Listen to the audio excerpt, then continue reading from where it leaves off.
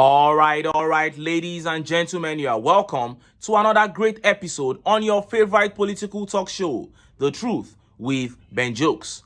Now, after the 8 disastrous years of Buhari, it became clear that for Nigerians to move forward, to move away from torture and pain, they had to do away with anything that had anything to do with APC and Buhari. But as the elections drew nearer, some people made it all about religion. One of them was the executive director of the Muslim Rights Concern, Professor Isiaq Akintola.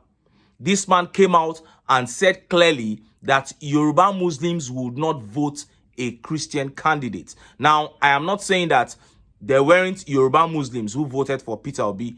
I know quite a few, and I know that many of them actually did. But this man came out and said this, and of course you would agree with me that his opinion held sway on many Yoruba Muslims. And we all know the story. They did what they did, and APC were able to get themselves back into Aso Rock. Now, after this year Ramadan, Muslims came out and confirmed that this was the worst Ramadan ever, that they went through hell in this Ramadan.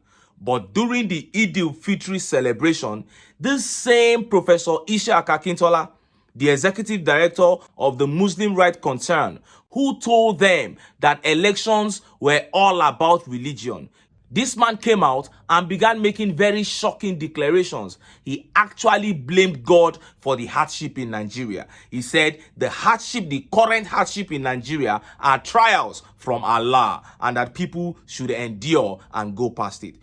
And as soon as he said it, Nigerians came down heavily on him. Before I show you how he said it and how Nigerians reacted, let me quickly show you these updates. You know, about a week ago, the federal government allegedly removed subsidy on electricity and tariffs skyrocketed. And when Nigerians began to complain, they said, no, it is not for everybody. It is for people who enjoy 20 to 24 hours power supply daily. They call them Band A users. What a lie. You and I know that there is no area in Nigeria where people enjoy 20 hours power supply daily. Now, in less than 1 week, the federal government and power companies have failed to supply 20 hours power to anyone. It's been apologies upon apologies. Look at how the papers reported it. 20 hours supply. Discos post 37 apologies to Band A customers in 1 week. It will be recalled that NAC had on April 3 increased the tariff for electricity customers that enjoyed a minimum of 20 hours electricity supply daily, with the aim of attracting investment into the sector and freeing the government from the continuous payment of subsidy for the rich customers. But it was observed that 1 week after the increase, there has been a daily post of apologies by at least one disco or the other for not meeting the contractual agreement for supplying electricity to their customers as provided in the new multi-year tariff order, April Supplementary Order. Checks on the X profile of the discos showed that since the tariff review, the Port Harcourt Electricity Distribution has made 10 apologies for its services shortfall to its Band A customers, with the latest being yesterday, April 11. The apology explained that the discos failed to meet its contractual service from the 9th and 10th of April, affecting Amika Oyigbo and Bristol Band A feeders.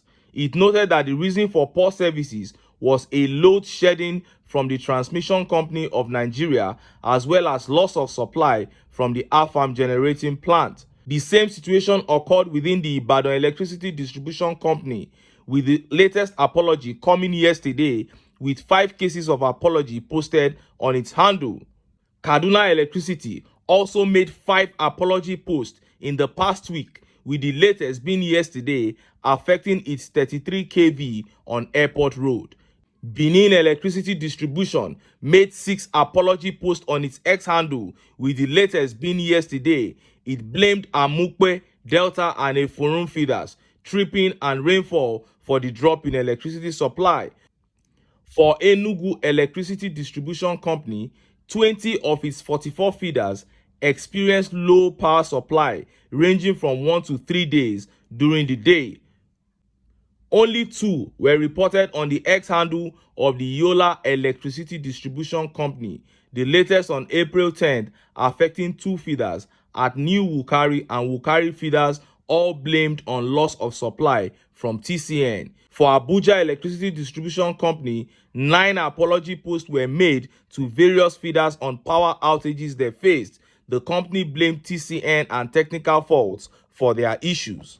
Let me just stop here, because they failed in all the states in Nigeria. And the reason is simple. Nigeria as it is now cannot give 20 hours daily supply of power to any fake band A category of people. Instead of fixing the power sector, they are taxing the people more for darkness. But I don't expect anything less from the APC. It is Nigerians that must free themselves from their evil. Now, let us look at those shameful words from the Muslim cleric Ishaq Akintola blaming Allah for the hardship in Nigeria. Look at how the papers reported it. Hardship faced by Nigerians is trial from Allah. Those who endure will receive mercy. Murik. An Islamic rights advocacy group, the Muslim Rights Concern, Murik, has told Nigerian Muslims to see the current economic hardship as a trial from Allah, for which they need patience in order to overcome it and receive divine blessings. Murik also advised the Muslims to seek forgiveness from their creator, Allah, to change their ways, eschew greed, and appreciate what Allah has done for them. This was contained in a Salah message signed on Thursday by the Murik Executive Director, Professor Ishaq Akintola, noting that those who face the trial with forbearance will receive the mercy and blessings of Allah. The statement reads in part, "We congratulate the Nigerian Ummah on the successful completion of the 2024 Ramadan season. In particular, we felicitate with Ahmed TINUBU, Kashim Shettima, as well as Sultan of Sokoto and President General of the Nigerian Supreme Council for Islamic Affairs, Alhaji Muhammad Saad Abubakar. It is our wish to ponder over the present economic hardship being experienced by Nigerians. In the first place, we submit that Nigeria has been blessed in all ramifications, including a wonderful and extended landscape, rich and fertile land, unlimited mineral resources, as well as human capital wealth. Quran alluded to these blessings, but in spite of Allah's warning that Shaitan is man's open enemy and that we should not allow him to deceive us into forgetting Allah's blessings, we hobnobbed with Shaitan, became greedy, and committed evil on both land and sea, and failed to appreciate Allah. And as a result of our ingratitude, Allah made us to taste the pangs of hunger and fear. We therefore urge Nigerians to see the current hardship as a direct impact of our bad past and a trial which we should patiently contend with and seek the forgiveness of Allah in order to overcome the hardship and receive divine blessings according to the glorious Quran. Those who face the trial with forbearance will receive the mercy and blessings of Allah." Consequently, Murik calls on Nigerians to desist from trading blames, to cultivate a positive attitude towards their country, to seek forgiveness from their supreme creator, turn a new leaf, and face the future with patience and hard work. TINUBU removes subsidy without carefully thinking about it, without putting things in place to cushion the effect. They doubled or they tripled import duties, floated the naira, did all these things, and untold hardship came upon Nigerians. And this man, Ishaq Akintola, said it is God that caused it. We were in this country in 2014. Things were not very fantastic, but we're doing all right. The APC came and brought hardship upon Nigerians, and this man is blaming God for everything. It is such a pity that all manner of crimes are being committed in this country, and Nigerians simply blame God for everything. Clearly, this man has been paid to deceive the gullible, and only the gullible will he deceive. And look at how Nigerians reacted. Look at some of the tweet reactions. This tweet by Raji Abdul Jalil says, "I disagree. Fine. life will not be perfect. It is God's plan. But you see Nigerian problem, it is artificial. Oh, and Adewale Damilare here says, this Murik man has never said something reasonable since I have been hearing from him. Enough of his gaslighting. He should pack well. Oh, and this tweet by Omoya teacher says, Murik, religious foolishness or religious smartness.